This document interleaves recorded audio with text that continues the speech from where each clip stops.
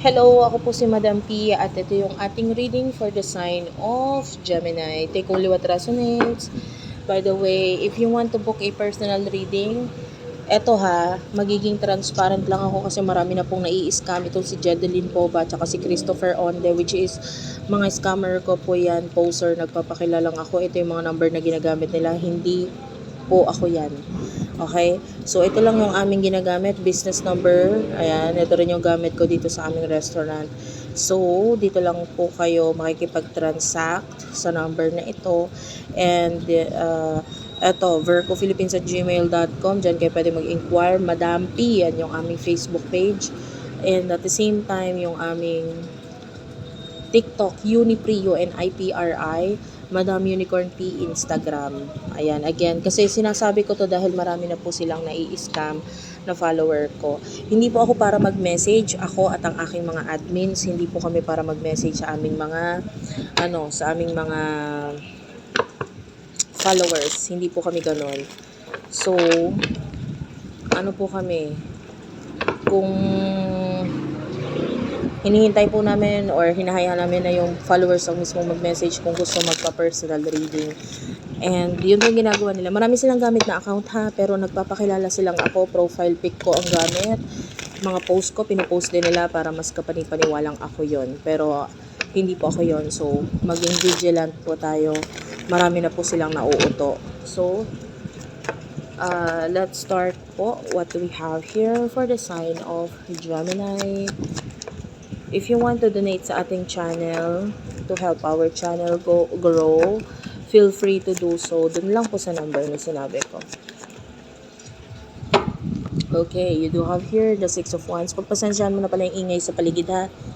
Nandito po ako sa aking business dito sa Naga Road, Las Piñas. So medyo maingay yung background ko. Pero sarado pa naman kami. Ano lang, malapit lang ako sa mga daanan ng sasakyan na. Six of Wands, Eight of Wands, Aries, Leo, Sagittarius. Gusto ko to. Alam mo kung ano man yung mga messages na dumating sa'yo, like opportunities, kailangan mo lang talaga ng action dito. Kasi with the Six of Wands, nagpapakita ito ng success. Nagpapakita ng opportunities in the future. Marami kang maa-achieve. Seven of Cups, these are accomplishment. Look at that. It's like a boy looking at his trophy. So, ikaw to. So, marami kang maa-accomplish dito.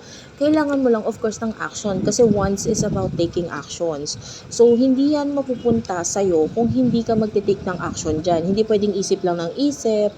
You know, Gemini as an air sign, ano talaga yan, more on isip ng isip na tendency. There's a lot of you na parang nag-overthink pa paminsan-minsan, kakaisip.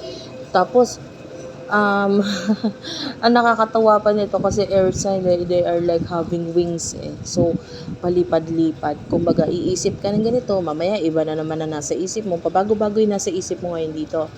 Pero, para hindi ka malito, so, anuhin mo yung puso mo. Minsan tignan mo rin yung puso mo. Ano ba desisyon ng puso mo? Ano ba, saan ka ba dinadala? Ano ba talagang gusto mo? Hindi pwedeng gagawin mo lang to kasi naisipan mo or naisipan ng kapatid mo, naisipan ng kakilala mo, sinabi sa'yo, o sige, push, gawin natin yan. Pero meron kang ibang naiisipan pa na deep inside, yun talaga ang gusto mo. So, you have to follow your heart kasi yung accomplishment or yung money, yung goals mo, yung success para sa'yo is ma-accomplish mo pag inilagay mo yung isip at puso mo doon. Hindi pwedeng isip lang, hindi pwedeng nag-take ka lang ng action out of because sinasabihan ka. But I can see success na paparating sa'yo basta mag-take ng actions ka dito. So, pagdating sa love, sino yung person na ka-connect mo? Pagdating sa love, for the sign of Gemini, pagdating sa love, you do have here the Page of Wands. Okay. What's with the Page of Wands? What's with the Page of Wands? Okay, Page of Wands is clarified by the world. Wow. Okay, this could be a person, whether magkalayo kayo or magkalapit kayo. There's this communication sa inyo nitong person na to. Alam mo itong person na to, mas mapapadali niya or mapapabilis niya yung mga bagay na gusto mo with the Chariot. Sa tulong niya din eh. O, lalo na with the Six of Pentacles, with the help of this person. There's a person na tutulungan ka na ma-achieve yung mga bagay na gusto mo, pangarap mo, na dati iniisip mo lang, gusto ko ng ganito, gusto ko ng ganyan. Pero itong person na to, kahit hindi ka magsalita sa kanya, pwedeng alam niya kung anong gusto mo and ipupush niya ipupursige niya na ma-achieve mo yung mga pangarap mo na yun through the help of this person. Malaki ang may tutulong niya sa accomplishment mo. With the world, alam mo yung world, bilog yan eh. 'Di ba? Kumpleto yan, bilog yan. Hindi yan kalahati, hindi yan half or what. So, nakikita natin itong person na to ang kukumpleto sa'yo.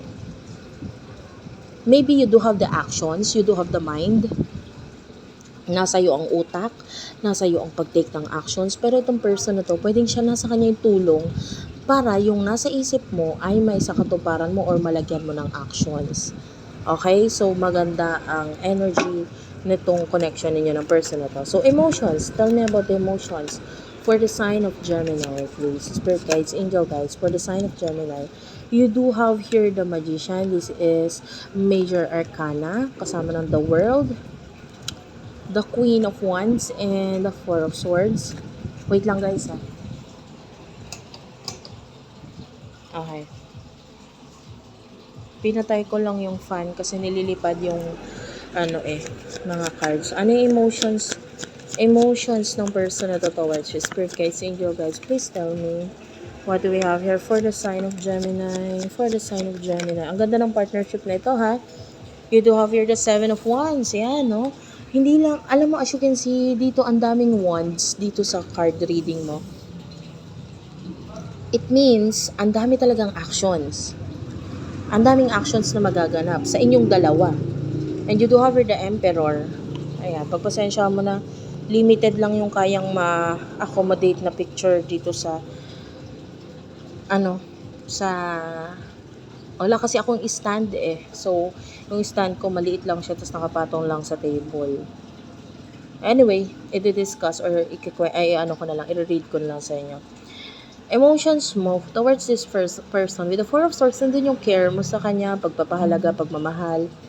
And I feel like, kung wala pang relasyon sa inyo, nako, this is a perfect couple energy. Kung wala pang relasyon. If there's a relationship na, I can see yung relationship na to is going strong. Lalo na with the Emperor energy, like yung person na to is very mature, father figure, babae man or lalaki, LGBTQIA+, is okay lang. The Magician, I feel like, may mga times nga lang na hindi ka nagiging honest sa kanya pagdating sa emotions mo. But sabi ko nga sa'yo, ito yung tipo ng tao na kahit di ka magsalita, naiintindihan kita eh. Ay, hindi kita kailangan maging communicative or what regarding emotions. Yung sa isip mo, yun, I feel like kailangan mong i-voice out sa kanya. Pero yung emotionally, yung person na to kaya kanyang intindihan. Like, the two of you match in a different level. Yung connection na to, it's like, kung ano man yung mga kulang sa'yo, siya yung magpupuno na, eto ha, nakakita kasi tayo ng mother and child relationship. Hindi ko sinabing mukha kayo mag-ina or what. It's like, halimbawa, masyado kang mature. Yung person na to, ibabalance out niya yon. Kumbaga, kung ano yung happiness or makakapagpasaya sa'yo para kahit papano, hindi ka naman parang ganyan-ganyan lang yung buhay mo. Andyan siya to help you na ma-achieve yung happiness na yon. 'Di ba? So, siya yung magbabalik sa'yo ng mga bagay na hindi mo na-experience pagdating sa nagbibigay sa'yo ng happiness. Parang siya yung magiging makakatulong sa'yo ma-achieve yung happiness na yon sa tulong nitong person na to. Okay? So, napakaganda ng connection, sabi ko nga.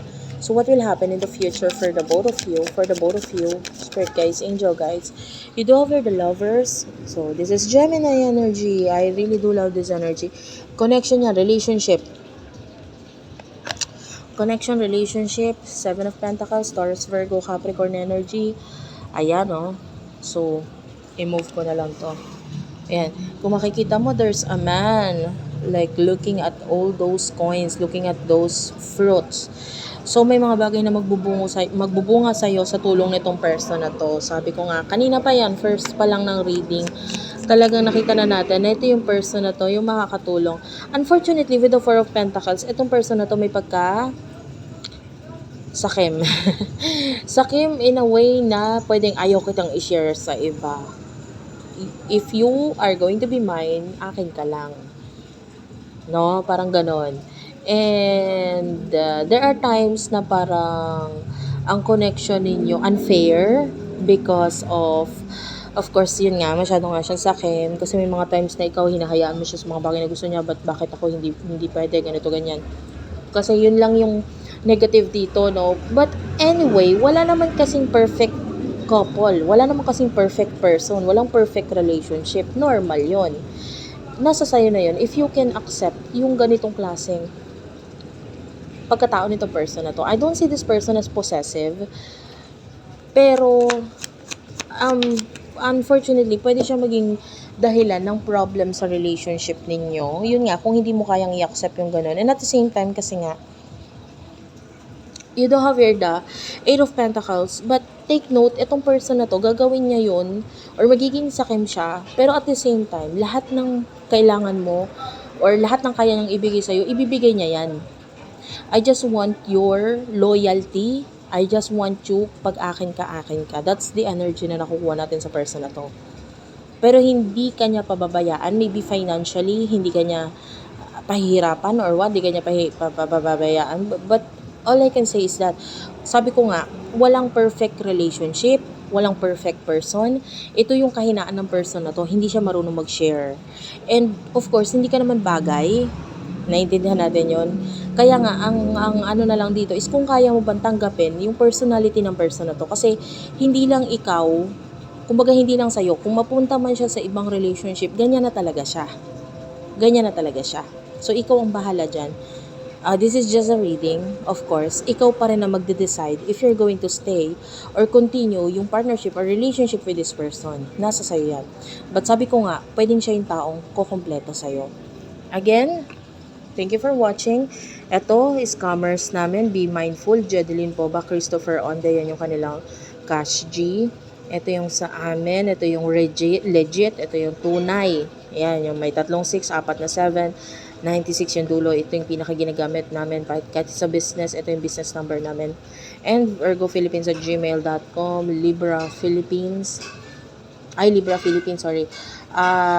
Yeah, yung yung Unipree, yan yung aming TikTok shop.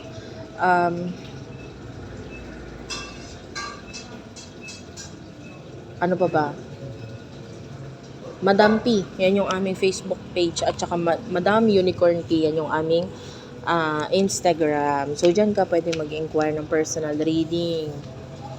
So, that's it for now. Thank you for watching, guys. I love you all. Please do like and subscribe. At pa-comment dyan sa baba kasi na-appreciate ko yung comment. Sobra. Natutuwa ako pag may maraming comment. Yan. Yung iba nanonotice nila bakit laging Virgo yung nare-read ko. Meron akong Virgo channel. Kasi sila po yung top commenter ko po talaga eh. Kaya naglaan ako ng channel talaga para sa kanila. Meron din tayong Air Sign Philippines na which is unfortunately ngayon medyo wala pa akong time para malagyan ng mga videos pa yon. Ayan, kasi medyo busy din. But anyway, if you will comment, baka pag-isipan natin yung paggawa ng mga videos na nakalaan talaga para sa inyo. Maraming salamat. I love you all, guys, and bye-bye.